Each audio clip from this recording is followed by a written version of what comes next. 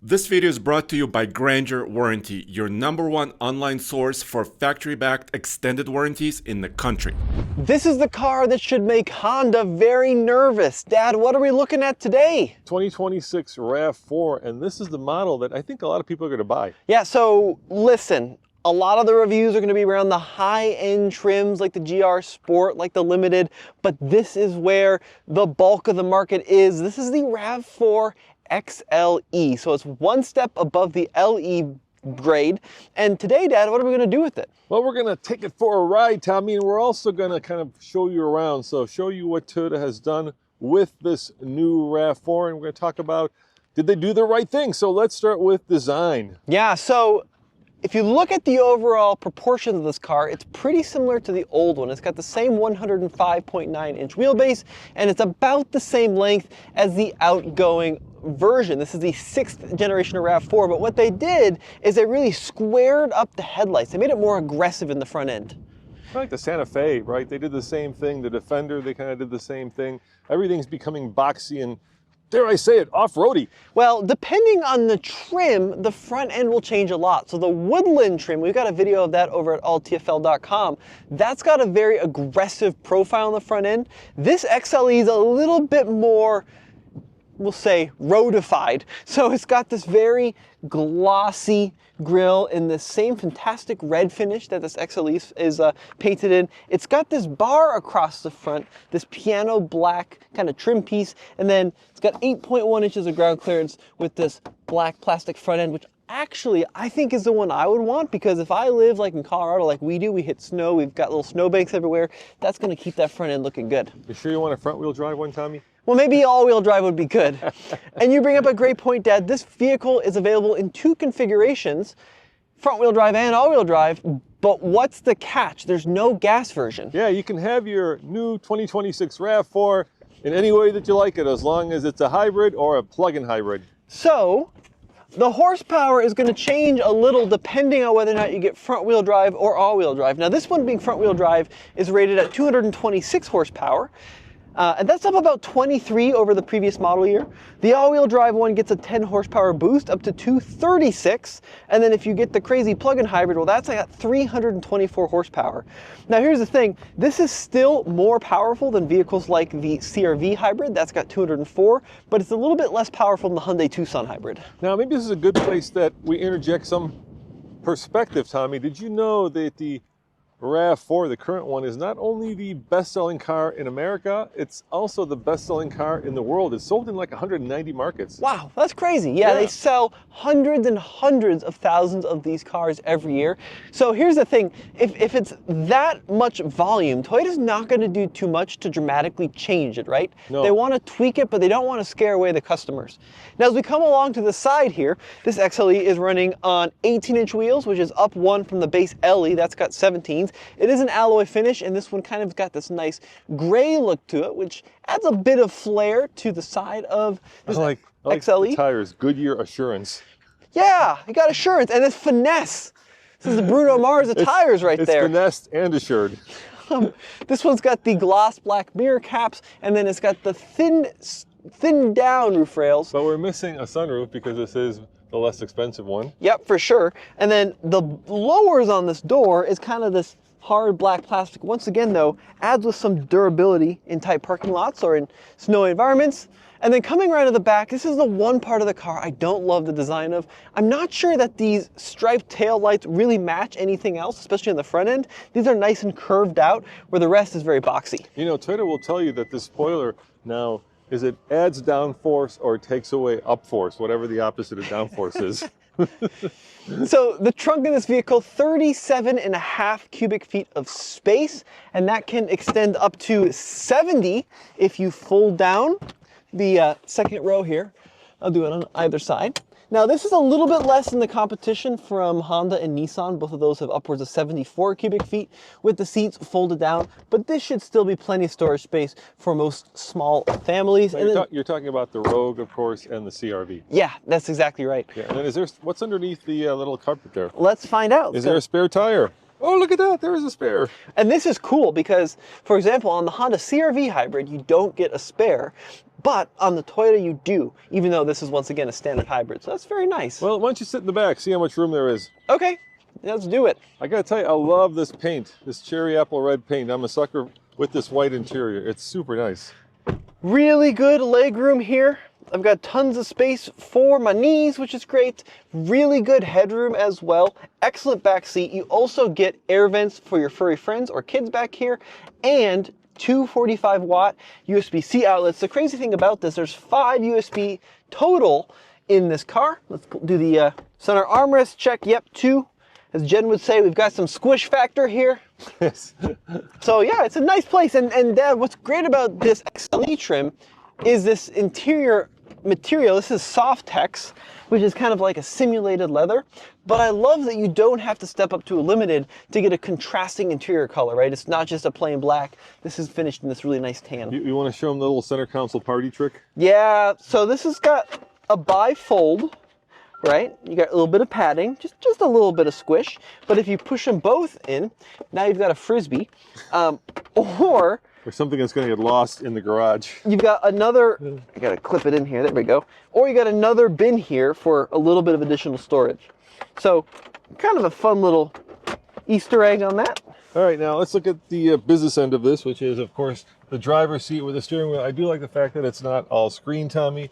That's very nice. So 10.5-inch screen, that's up from 8 inches on the old one. There is an optional 12.9 as well. And this is the newest Toyota infotainment system. You've got the widgets down the side like we've had for a while now. We also have these nice big tiles in the home screen, which is cool. And then this is going to be where you find a lot of your climate controls, but there are physical versions just below that for adjusting the temperature, volume, and defrosts. So what are we missing here? Something there, something there, something there, and something there. You can tell this is not the most expensive version of the RAV4. Yeah, you're going to notice here you've got a button titled Auto LSD. In the Woodland here, you'd have your trail and your off-road settings. Then they would move the traction off on the Woodland down here. And clearly, you're right, we're missing a couple other switches. Luckily, though, we still have heated seats, but no heated steering wheel on this one. And this is not the plug-in, so even though it says EV, I don't think we're going to get a lot of EV range. No, you just get a, like a quarter mile or so. This is just a standard hybrid. No sunroof on this one. But one thing I do like, there's a couple different shifters in the RAV4, and this one's got the conventional chunk version, not the little weird toggle thing. All right, I'm going to tell you a little thing I don't like. There's this auto hold button, which allows you to not have to keep your foot on the brake at a stoplight. I really like that, especially if you're used to driving electric cars, because most would have it. The problem with this auto hold button is that, at least in the previous and other Toyotas that we've had, once you turn it on, Yep. it doesn't stay on when you turn the engine off. And before you go, Tommy, let's talk about our sponsor. So let's go outside, and I want to thank our sponsor. I want to thank Toyota as well for actually letting us test drive this car, because they brought us out here to lovely Arizona, just outside of Phoenix. But what happens, Tommy, when your factory warranty runs out? Well, that's where Grainger Warranty, today's sponsor, comes into play. They warranty all sorts of different makes and models, including Toyota products. And if you want that peace of mind of a long-term ownership with the RAV4, that's a great option. Click on the link below, and best of all, Tommy, they use OEM parts and OEM technicians. In other words, if you get a Grainger warranty after your factory warranty has run out, you can take it to a Toyota dealership near you and they'll fix it. All right. First time driving the new 6th generation RAV4. I like the physical buttons down here for the seat adjustments and, oh my, lumbar support. But there is an important question, Tommy. What's that? Do you have physical buttons for lumbar support, or are yours manual? So this XLE has an 8-way power driver seat, but a 6-way manual passenger seat. So I don't have lumbar on the passenger side. Of course it does. I hate when they cheap out like that. Well, you got to pay more. You got to get a limited. There are some kind of cheap plastics in here. That's a little scratchy. Sure. That's a little scratchy. But I like how you get the tan across the door panel, and also as an accent line that runs the entire width of the dashboard. So we've got a manual adjustable steering wheel. 12.9-inch, though, digital instrument cluster, standard now in RAV4. And lumbar support, my man. How good is that? I know. Yeah, so that's pretty sweet. Good stuff. And I'm a sucker for a meaty steering wheel, and this certainly has somewhat meaty of a steering wheel. I also love the non-haptic buttons here. in a world of everything being digital. It's nice to sort of stuck with traditional buttons. Big fat mirrors so you can see out the side, you can see in your blind spot. And of course, the great thing about Toyota and any of the Japanese, they basically provide you with most of the safety features as standard. So yeah, this vehicle comes with Toyota Safety Sense 4.0 now. 4.0, oh my. So they keep adding more and more safety Numbers. goodies and numbers, yeah. But it's got stuff that you come to expect: blind spot monitoring, adaptive cruise control, lane centering. Yeah, they just keep making it better and better, and it is very, very good. It's very, very effective. They've done a really nice job with it. Yeah, it's nice when they don't skimp out on the safety stuff, right? Because let's face it, we put the most important things in our lives in these cars: our family, our pets, our friends. And so it's nice to know that in the case of an accident, that you've got as much safety as possible. Now let's talk about fuel economy. What is the fuel economy, Tommy? Well, that's a great question. It's a great question. When you spec a vehicle out like this, you're going to end up with the best fuel economy. So front-wheel drive, especially the entry-level ones, you're going to be looking at mid-40s. I think Toyota quotes 44 mpg combined on a vehicle like this, which is very good. Now, numbers are going to be finalized here in the coming weeks and months, because when does this thing go on sale? Well, the non-plug-ins, in other words, all the hybrids go on sale in December of this year. Well, they're all hybrids. Right, all the hybrids, and then the plug-in hybrids sometime next year. So yes, they're saying spring. Yeah. if you want a plug-in hybrid, you're going to have to wait till next year. But like I said, every RAV4 is a hybrid. I mean, Toyota has announced that everything they're building is going to be hybrid. So that's no surprise there. All right, I'm going to merge onto this highway behind this Lexus. I'm going to give it the beans, Tommy. Let's see how it does. I am forward. Ooh, a little bit of wheel spin. Chirp the fronts. Yeah. Okay. Pretty quick. Yeah, that's pretty good. Yeah, that's not bad. Yeah, so 226 horsepower is, nothing to sneeze at.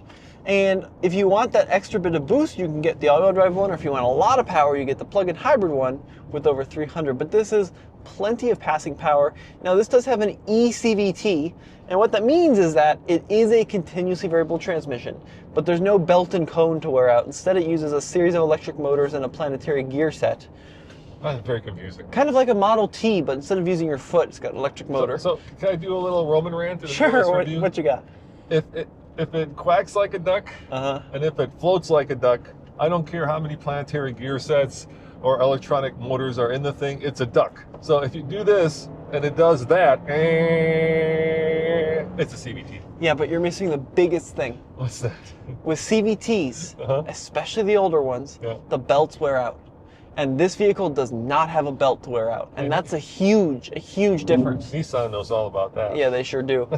Yep. So, other things you need to know about the RAV4 and how it compares to its competition. So, we've already talked about the Nissan Rogue, Honda CR-V, Mazda CX-5 and CX-50 is in this category, Hyundai Tucson. Well, I mean, this is the best-selling category of car right now. Kia Sportage. The one I just drove, though, which is an interesting competitor to this and actually has a much nicer interior, is the new VW Tiguan. Oh, yeah. How come you're saying Tiguan? It's That's Tiguan. how the Germans say it. All of the product people said Tiguan. It's tiger and iguana. Tig-wan. But Tiguan. if the people that made it call it Tiguan. Well, that's like, okay, here's another example of that. You know this electric car company that is named after a certain, I think he was like an electrical engineer. Tesla. Yeah. You know, why does Mr. Musk call it and everybody else call it a Tesla? Well, yeah. There's no Z. But how about this TSL. one? How do you say the maker of the 911? Porsche. Yeah, that's because that's how the Germans say it. Right. So if the Germans say Tiguan, I'm sticking with Tiguan. We have gone off the rails here in this RAV4 review. How does it drive, Tommy? Good question. It drives really well. You know, we just had purchased 4Runner, and that's much more off-roady, of course. This one is much more on-roady, even if you get the Woodland Edition, and there are 3 models, right? There's the Woodland, the GR, like you said, and then there's the streety one, or this one, the GR being a sporty one, and it just drives really well. It's very simple to drive, plenty of power, comfortable ride. Look, it's not going to be communicative. This is not going to be a great canyon carver, but if you want to take it to work or take it cross country, I think you'll be very comfortable. Yeah, I agree. I mean, it's very soft. I almost feel like they made this one softer than the old one. Yeah. But that's a good thing for daily driving, and it's also very quiet. And if it will, in fact, get 44 mpg combined, that's some incredible numbers out of a fairly large crossover. So, yeah, it does a lot of things really, really right. Now, this version tows 1,750. You can get one in the Woodland or an all-wheel drive. Yeah, you can get an all-wheel drive. But who tows with these things, realistically? But that's enough, you know, to bring around some bikes if you needed to put a hitch on it. You could do that. True that. And then the other thing that I always don't like I showed you before, like there's buttons missing, and then over here, because this is a cheaper one, you only get one cheap wireless charger, even though obviously if you had the limited, there'd be two. And so if you and your significant other are driving, one of you is going to have to fight for the wireless charging. Or just plug in here. Or just plug it in. Yeah, and that's 45 watts, by the way. So that's a juicy amount of power coming out of that little USB-C. That is a juicy amount of power. I can see these being everywhere in the next 6 months. Yeah. You know what I mean? Sure. They're just going to be everywhere. Because, you know, the current generation has been around a while, and so a lot of people are going to be like, hey, I want the newest and greatest, and so they're going to trade it in. And so I think this is going to do really well for Toyota. Look, at the end of the day, the most important thing I can say about this car is if you like the current Toyota, you're going to love the new, if you love the current RAV4, you're going to love this new one, because it's just, you know, it's a new generation, but let's face it, it's a refresh more than an entirely new vehicle in a lot of ways. Oh, for sure. Yeah, I think that's exactly right. I mean, it feels a little different, but it doesn't feel dramatically changed over the old outgoing, I think it's 5th generation, this is 6th generation. Shall we try the turning radius here? Yeah, let's do it. Let's see how this thing turns. All right, so I'm going to do a turning radius. I'm not going to take this off-road. You'll have to go to all TFL for the Woodland edition, which used to be called the Adventure, by the way. Well, or the TRD. Oh, that's really good. Right. Really good turning radius. Alrighty. All right. So let's kind of walk outside quickly and kind of sum up our thoughts on the 6th generation RAV4. So my thoughts are, if you want the best interior in class, you get the Tiguan.